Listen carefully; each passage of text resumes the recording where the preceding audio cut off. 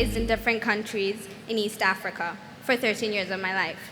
That's a pretty long time for a 17-year-old, so I can safely say that I grew up in Africa. I experienced Africa's rich diversity, from the Arabs in the north to the Zulus and whites in the south. And Africa is not a country, it's a continent, just to clear that up for anyone who doesn't own a map. As someone who is lucky enough to get the opportunity to travel to many different countries in the world, I became aware of the negative connotations that came with being an African and how Africa was portrayed from a very young age. Which leads me to this talk today. The only thing dark about Africa is your ignorance. This was said by Monu Kotone, a world peace activist. This is a very important quote because for a very long time, very little was known about Africa, about its people, its ways, its customs, and history. So it acquired the name the Dark Continent throughout the years because it was a mysterious place for Europeans. Little did they know that the Chinese and Arabs had been trading with the African continent since the 1st century. Now, this quote really struck out for me because since I was young, I never understood why everyone was so disgusted or felt the need to sympathize when they heard the word Africa. But when I thought of Africa, I thought of the Nubian princesses, the bright colored clothing, the food that would make your mouth water just by thinking about it. And most of all, the laughter ringing through the houses. That is what I think when I hear Africa. Home, love, laughter. So as I grew up, I got accustomed to people asking me questions such as, do you have lions rolling around in your backyard?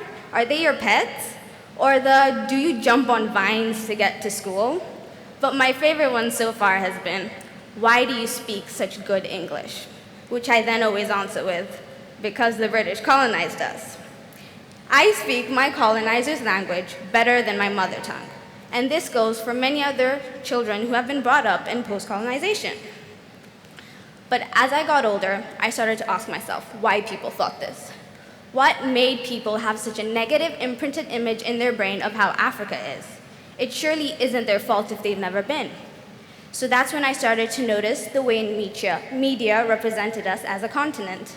An example is Band-Aid's 30, Do They Know It's Christmas?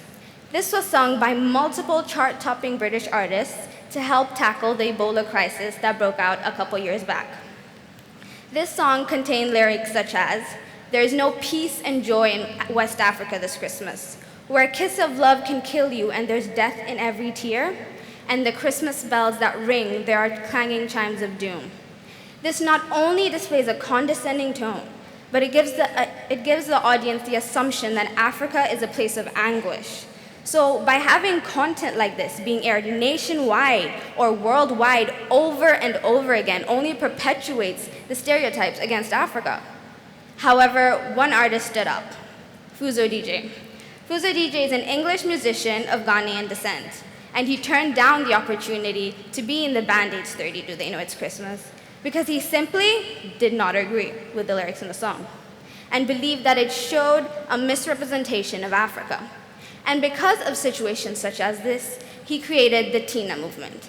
This is the new Africa, in which he's empowering individuals to shed a positive light on Africa, to shed light on our booming economies, our massive job growth, and on our improving infrastructure that you see across the continent. Because you won't hear about the Kenyan boy who invented a machine to scare away lions from his village so they don't attack his livestock, but instead you'll hear about the boy who can't go to school because he's taking care of his family. Don't get me wrong, I'm not saying that we need to be hush-hush on these topics, but every country has its own struggles to overcome. However, the struggles of African countries are magnified. We are more than just diseases, corruption, and poverty. We as a continent offer much more with our blend of cultures. Which leads me to this next point. All Africans are not black, and all blacks are not Africans. Some may disagree and say that the African identity is just the borders in which shape our continent. Some will say that the African identity is just solely dependent on racial factors, but I disagree. Being African isn't measured by the level of melanin in your skin. It is not measured by how thick your lips and thighs are, and it is not measured by the texture of your hair. I say this because I myself am a fourth-generation Kenyan from Yemeni descent. So my nationality is Kenyan, but my ethnicity is Arab. I am obviously not a native African, but I still identify myself as an African. And some say that I'm not a true representation of an African.